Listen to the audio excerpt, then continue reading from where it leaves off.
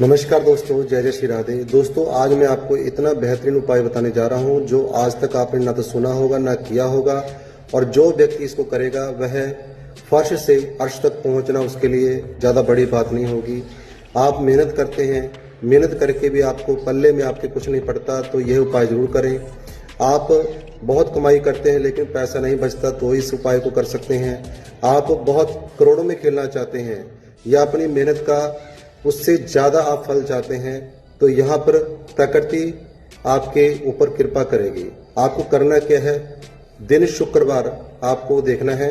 जिस दिन भी शुक्रवार हुआ उस दिन चौराहा आपको देखना है। चौराहे के पास आपको 4 सिक्के लेकर के जाने हैं, अपनी मुट्ठी में बंद करके। ध्यान रखें, अपनी मुट्ठी में बंद करना है।